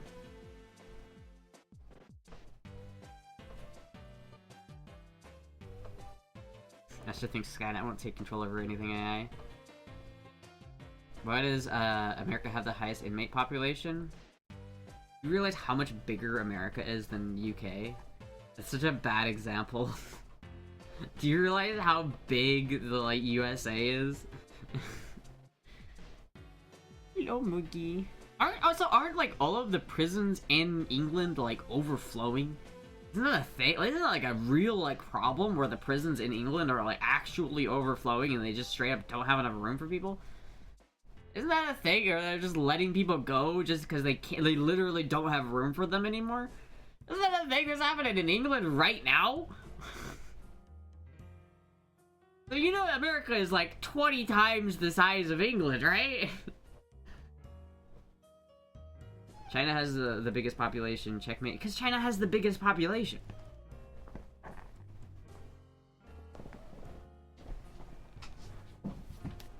China, of course China has the biggest prison population, just because China has the biggest population. The more people you have, the more people that are going to commit crimes, the more prisons you have to have. The more inmates you have to have. It's simple, chat.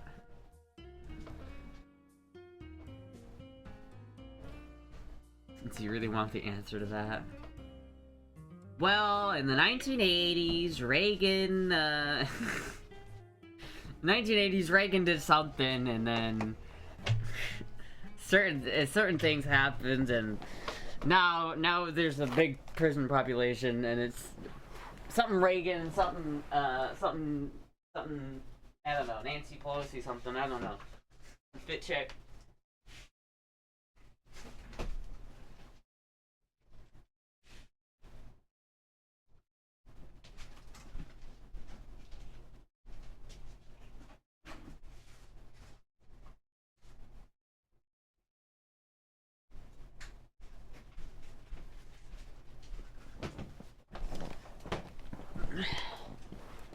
Or prisons before Reagan. I know, I'm just joking.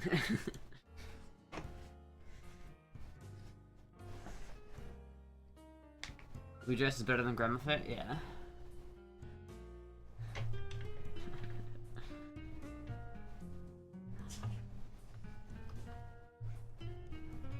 It also has the biggest homeless population now too. Do they? That makes sense. I mean, yeah, it's just rough. I mean, it's like, that's what happens, you know? Everyone's always like, oh, everyone's always doomer maxing chat, but reality is everything's always been doom and gloom. I mean, think about, like, would you rather live in 2025 or live in 1725? I mean, like, I feel like we're still at least better than another fit check. I just did a fit check. God damn it. Okay.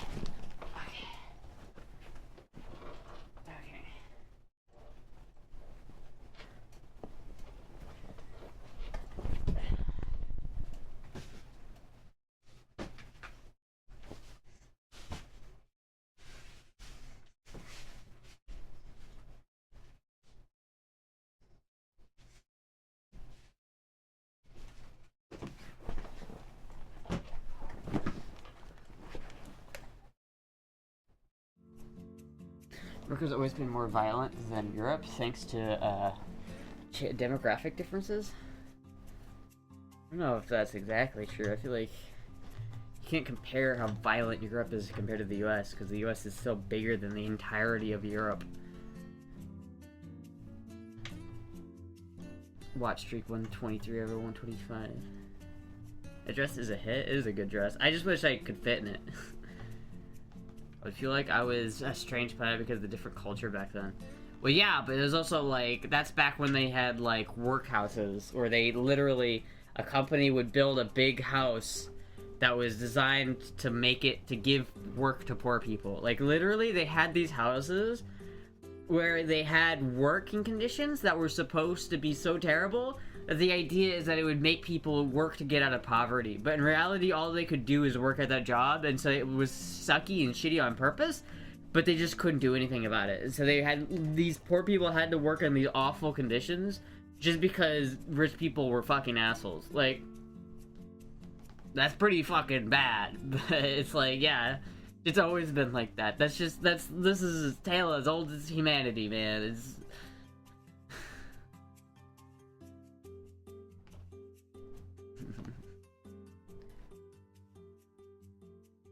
pretty dressed in a baby. Oh, thank you. We adapted to our savage environment. More sexy dresses are waiting at your PO box. Hell yeah. We also had debtors prisons. Yeah. The U.S. can reduce the crime. What? Public housing is public housing is state-owned homes. It's supposed to be more affordable than renting from private property, but it's not. First, I don't think there is public housing in the U.S. I've never seen any public housing other than like Section 8 housing, and Section 8 housing is really scary. You don't want to live in Section 8 housing because it's specifically dangerous and scary and shitty. Also, the other problem with Section 8 housing is that I actually was like looking into Section 8 housing not too long ago, like before I moved in here, because like it's actually not easy to get into Section 8 housing. Like, it's really hard to get into Section 8 housing, and the only way to, if you have like a bunch of kids, it makes it easier, but there's like a waiting list. You can't just get Section 8 housing. There's a waiting list. Because there's very few PH in Florida, I think. Very few public housing in Florida. I don't think there is any public housing anywhere. I don't think America does public housing, and if they did, that would probably be the worst place to live ever.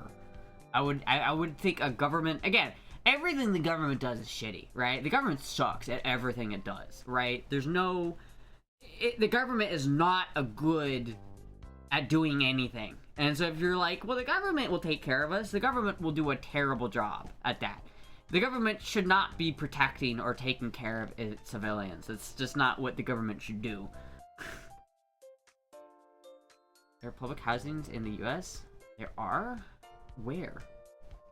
There are a lot of public housings in New York. Oh, that makes sense. That's New York.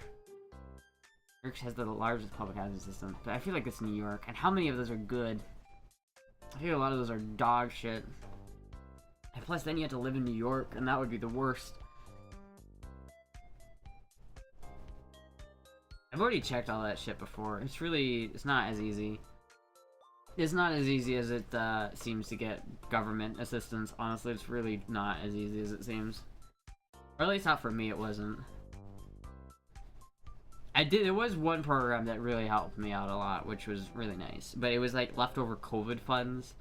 So basically, they would, if you were like struggling to pay for like rent, you could like have it, and it would basically give you like leftover COVID funds, and that would help like people get into housing.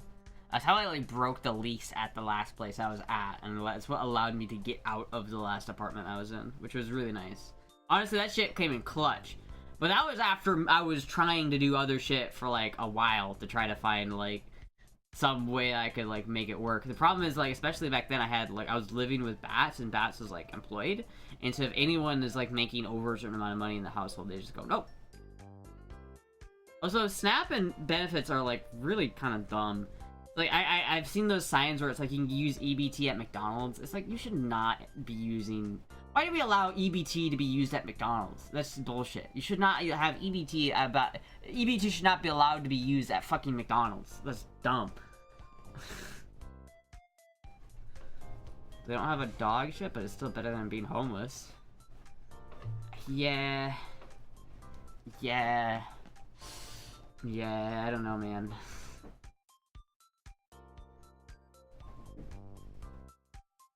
EBT should cover rice and bread and milk. I think it should cover more than rice and bread and milk. I think it should cover basic food items like meat, raw meat, you know, like rice, beans, flour, bread, cheese, basic shit, you know, like just ingredients and shit. It shouldn't cover soda, it shouldn't cover snacks, it shouldn't cover pre-made things that are more expensive than they need to be. There's also the problem though is that like people don't know how to cook, and so that's also an issue, but I feel like that's an education issue. We should really like, I feel like the education system is fucked. We need to have it so that people know how to cook. People don't know how to cook anymore, and that's like an issue. It's like a real issue. Because like that's the problem, is if you make EBT like only available so that you can only use it if you actually know how to cook, then people are gonna starve to death because they don't actually know how to cook. You give somebody a bag of flour, some beans, and rice, and they're just not gonna know what to do. They're gonna be like, no junk food, no sugary beverages. That's what I would want. That's what I feel like it should be. Like, if I was on EBT, I think that would be fair. I don't think it's fair to, like, to make, like, the taxpayer pay for your fucking McDouble. They killed home EC and the shop classes?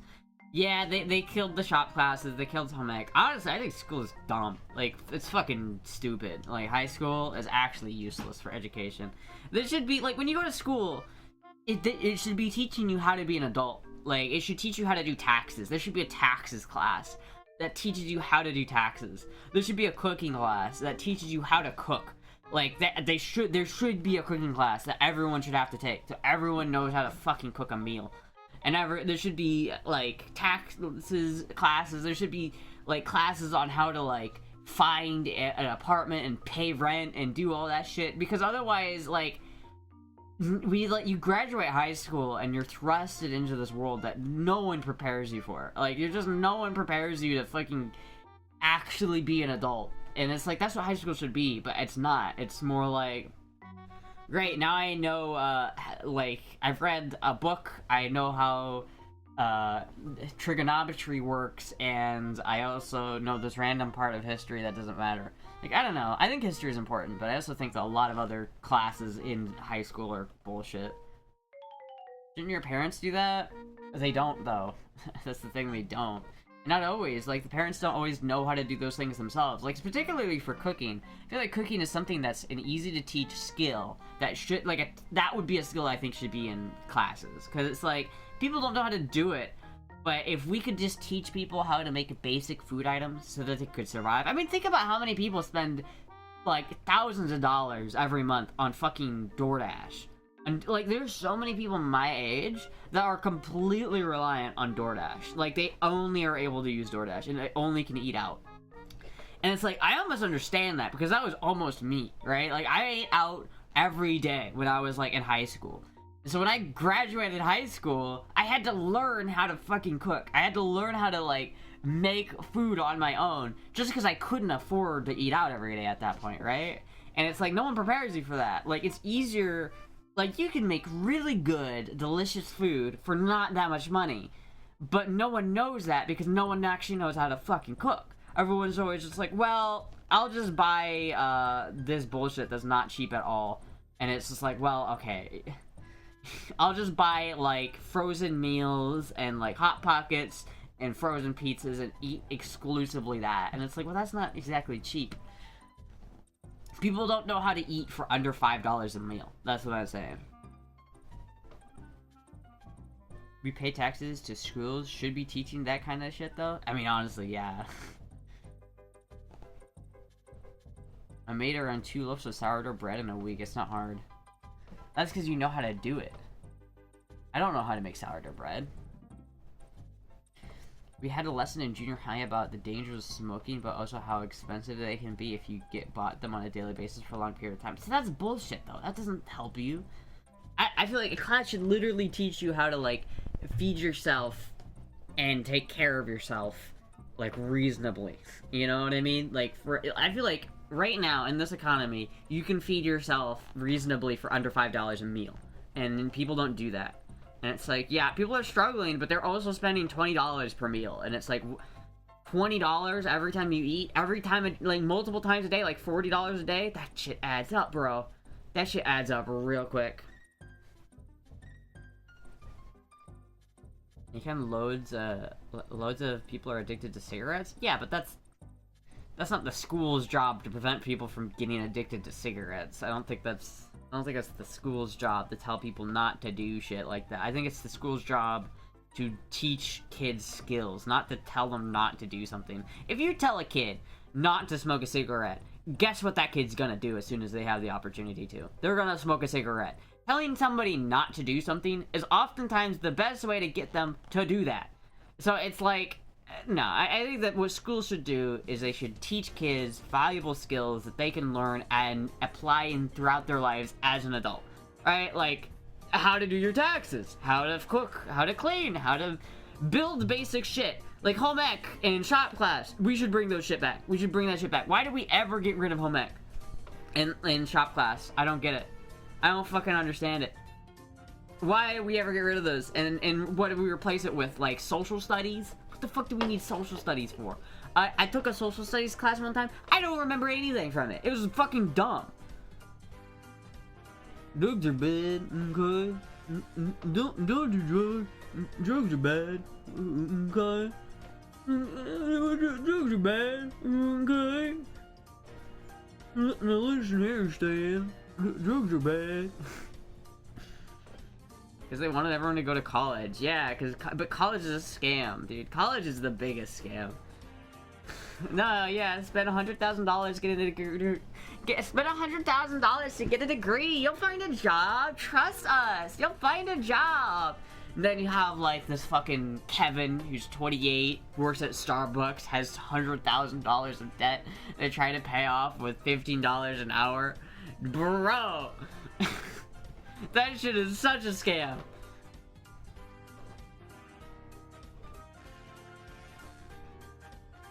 I really asked you, don't sell all your shit, revert, don't take E, stay at home. What? I'm confused. Don't take E? Student loans should be a dischargeable in bankruptcy. Student loans should be illegal. Predatory loans should be illegal. Giving people predatory loans should actually be illegal. Like it's, I don't know why we like that is a major fucking scam, dude. But imagine private schools are not cheap in Florida. Probably not. I never send my kid to a public school, to be honest with you. Yeah, I don't know, I don't know anything about it. I didn't really go to public school either, so I don't really have much to say about public school. Other than that, I think they should teach cooking.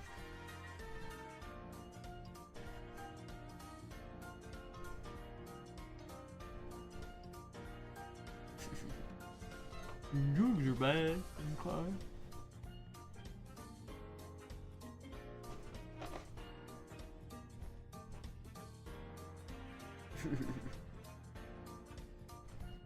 You can be blonde sometimes? What are you talking about? Using reverse psychology?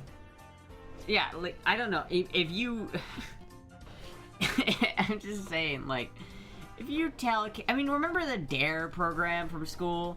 Remember that? Dare not to do drugs? How many people do you think that prevented kids from getting drugs? How many kids do you think actively avoided a life of drug use because of the DARE program? Because to me, I think it just meant a lot of kids realized you could get some really cool drugs and have a real good time. And that the only person that doesn't want you to do them is the lame-ass school. Dude, kids don't respect the schooling system.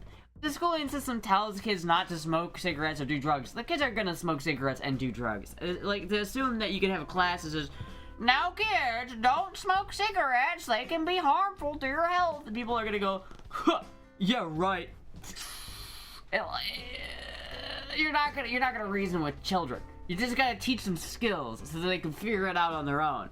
But you're not gonna tell a kid not to fucking smoke a cigarette and have it work. There was a spy system? What? Half of my friends started drugs after the DARE program came out to our school. Yeah, that's exactly what I'm talking about. It's literally like, now kids, don't do... Marijuana makes you feel really good, and it's really awesome, and it's really fun. Now remember not to do it though, children. what do you think is gonna happen the moment those kids, like, you just tell those kids all of these drugs, how to get them, and how fun they are, and you think they're gonna not do them just because you told them they're dangerous? Kids don't have a concept of long-term preservation. When you're 13, you don't think, this could be bad for my long-term health. Kids don't have that thought process. They just think, fuck it.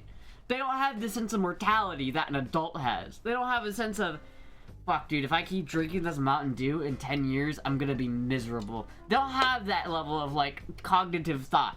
They have, taste good. Future doesn't exist yet.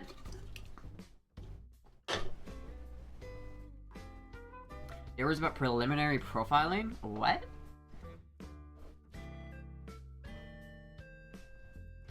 Let them figure out on their own, so no teaching about taxes and paid bills? That's not what I said. I think we should teach kids how to do, like, not kids, but, like, high schoolers how to do taxes and paying bills. I think especially in, like, your later years of high school, a lot of it should be just how to write a check, how to pay your bills, how to do taxes, and how to do that stuff. But I also think that it needs to be how to cook, how to clean, how to effectively, like, maybe a basic health class, like a medical class, so you could actively take care of yourself, and then you wouldn't have to, like, you would know roughly how to, like, take care of yourself as a human being, you know?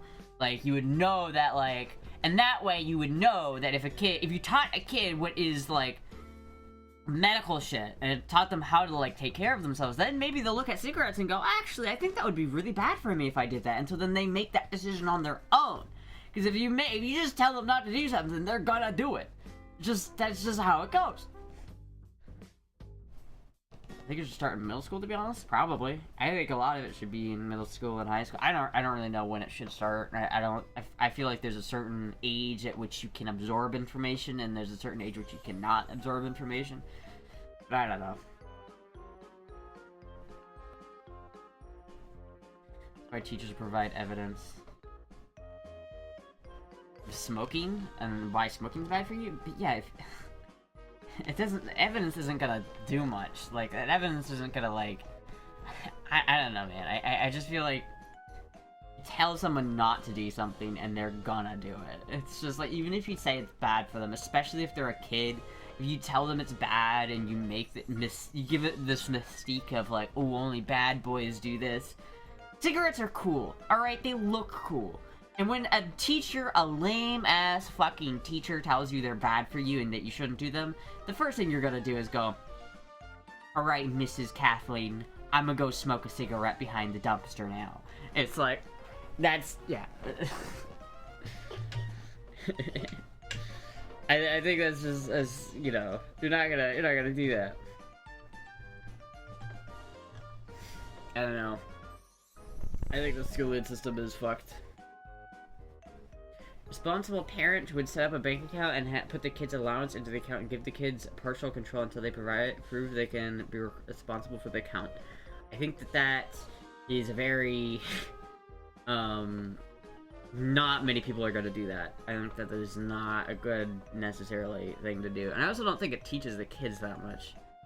It's like, just letting them have autonomy. I think kids are just going to want more autonomy, and they're kind of going to, they don't learn a lesson. They're just more like, you're providing them bumpers, but then you're just never teaching them that lesson, which makes them vulnerable to making that mistake, I guess, in the future. I don't know. I just feel like that's kind of a, that sounds like a helicopter parent type of thing. Like, now, little Jimmy, I'm going to give you this $20, but I'm not going to give it to you. I'm going to put it in a Roth IRA account in your name, and so that in 50 years, this $20 will actually be $100. Isn't that exciting, little Timmy?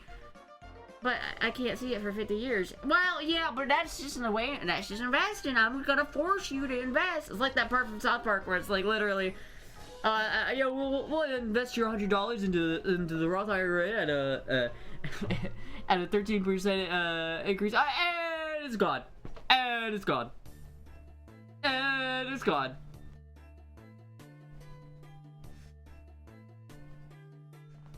An actual account. But what does that do? What does that get them? It's like, you just telling a kid, this is your money, but you can't spend it. the way you want. I mean, if a kid doesn't have a sense of ownership over their money, the moment they do have free control and ownership of their money, they're gonna make mistakes because you put guardrails on it. It's like if you go bowling and you only ever play with the guardrails up, and then you take the guardrails off, the first thing you're gonna do is roll a gutter ball, right? It's like, what, like, I feel like the first thing you're gonna do when you have full control over it is you're gonna make mistakes because you never learned to not make those mistakes because your parents helicopter cop or parented you, and they never let you make those. They never let you learn that lesson, right? I don't know, I'm not a parent, and I'm never gonna be a parent, so I guess it doesn't matter. But wrong on both IRA stuff is actually a very good thing, but only worth it if you put large amounts of money in. That's what I'm talking about. Like, if you take a kid and you give them for their birthday present $100 for their birthday present, but instead of giving it to them, you put it in a Roth IRA account. That Roth IRA account will make almost nothing over the course of 20 years because you only put $100 in it. And then the kid just essentially never got that money because he's like, well, okay, in 50 years from now, I'll get $1,000 out of this, which won't even be that much. And so it's like, I don't know. It's like, just give the kid $100 so he can be happy. Like, that's just, I feel like this is a good way to make a kid not want to ever invest or learn about that shit. The IRA is only for long-term investments anyhow.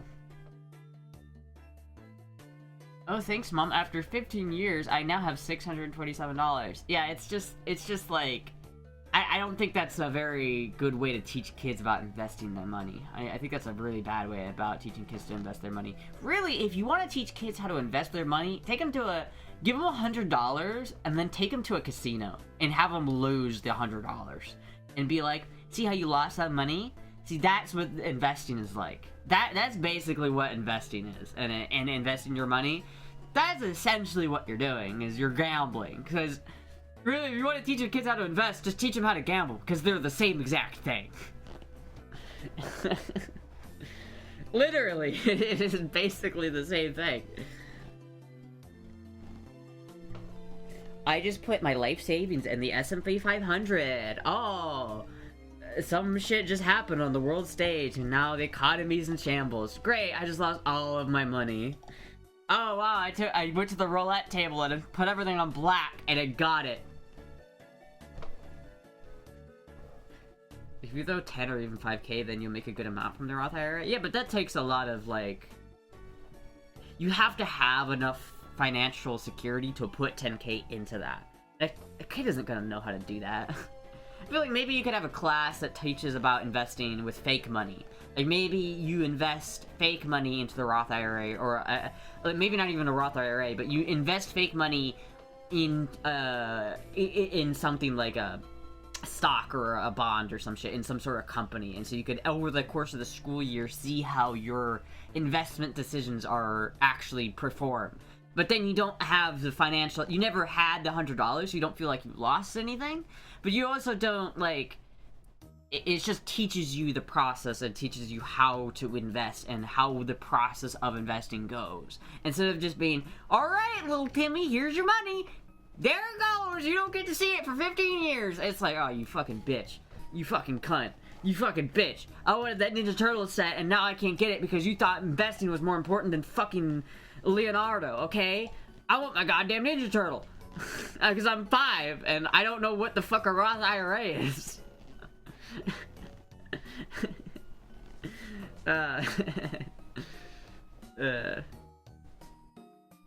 Didn't they just pass Trump accounts with 1,000 for each kid? Wait, what? Learn just how to save from being raised somewhat poor at all. Hard knocks. It's good lessons. Kid in front of asset bubbles, kid.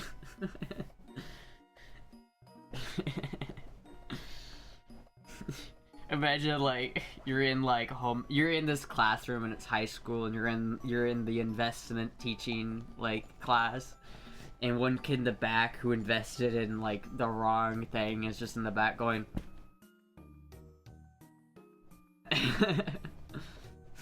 I put my mortgage on that. I'm fucked. Look at what you've done, Ash. You spent money on an Arc 7, a Honda Rebel, and an E30, and now they're broken. Look at what you've done. Well, I feel like cars are kind of consumable, you know, I don't feel like I wasted money on the Arc 7, or the Honda Rebel, to be fair. The E30, I think, was fun, too. I got value out of the E30. The E30 was a $2,500 car, and it lasted about 2.5 years. I think that's actually not terrible. For what it was, at the time, it was a cheap $2,500 car, and it got me then through the next couple years of my life, and now it's just at the end of that service term. So it's like every car you buy is gonna degrade over time. That's just what cars are. They're not appreciating assets most of the time.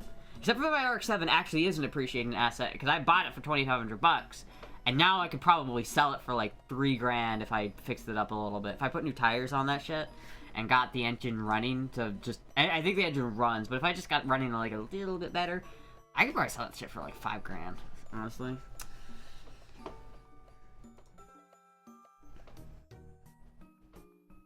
Trump accounts for kids now a total 5 million and 1.2 million can get 1,000 seed money. Bassett says.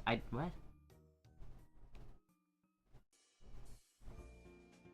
Have been 5 million children have been signed up for Trump accounts. What the fuck is a Trump account? What the fuck is a Trump account?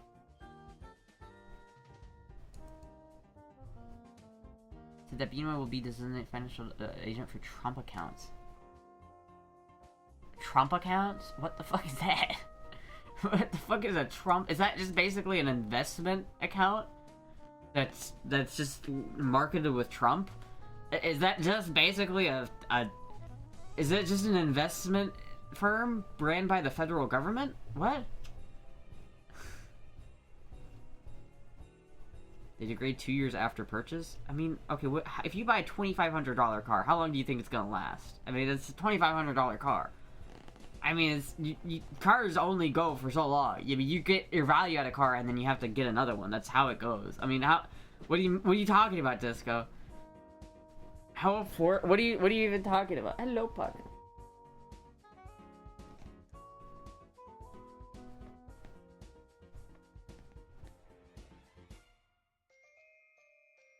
Seed money. Huh. Should get a car for 10 grand. I don't have 10 grand for a car, motherfucker. I don't hear that shit. And then what? You spend $10,000 on a car and you drive it for 10 years, and then it's fucking worth $2,500. Looks like you wasted $7,500. Motherfucker, it's just called owning a car. It's called owning a fucking car. This is why I just want the motorcycle, dude. I was like, and maybe I will just sell the RX-7 and just buy a fucking Honda Rebel. Some shit like that. So Disco's about to buy an Astra, a $10,000 car? That's so thoughtful of you, Disco. You really shouldn't have. I'm so thankful you're buying me a $10,000 car, Disco. Man, you're such a nice person.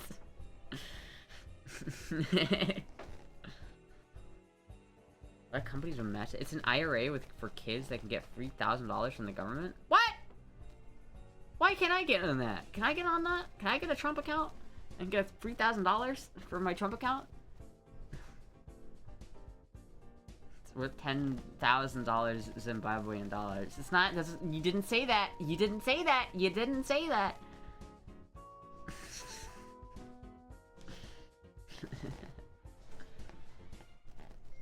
Did a mic die? Oh shit! Did a mic die? They both sound like they're right, but this one's like quiet for some reason. Hello? Hello? Why is that one louder all this? Ooh. Why is this one like quieter? That better? Hello? That's weird. Is that better, chat?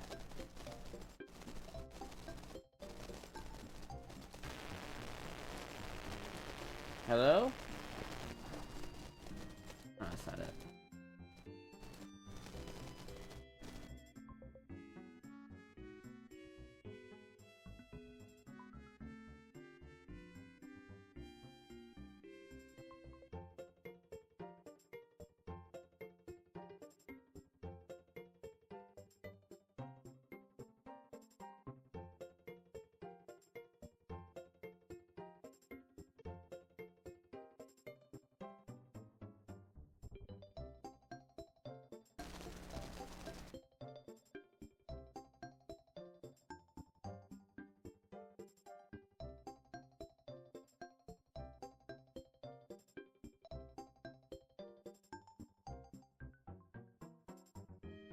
That's weird. I don't know what the fuck happened there. I just started like buzzing really badly. It was this mic this time, but this is the mic I've been using. So now I'm back to this mic. This is why I have 2 microphones, chat. That's why I have 2 of them. I can just swap in between them. Channel's buzzing a bit. Yeah, I don't know why. That's weird. It was working just fine for the past like weeks. Maybe the tube in there is finally bad. Maybe I need to replace the tube.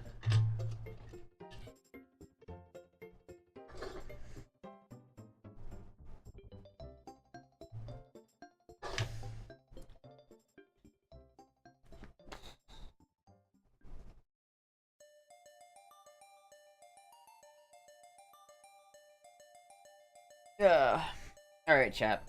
I'm getting a little bit eepy. I might go... I need to make some food. I don't know what I'm gonna eat yet. I have a pizza I might eat. Or I might order a burrito. I've been waiting to order that burrito. I might just get the burrito tonight, chat. I might do it. Thank you, Trace, and for the 500 bits. Thank you so much. Anyway, I will see you guys probably tomorrow. I think I'm gonna try to stream again tomorrow. I don't know if I might take tomorrow off. It depends on how my dentist appointment goes, but we'll see. Anyway, thank you everybody for watching. I'll be live again later. Goodbye!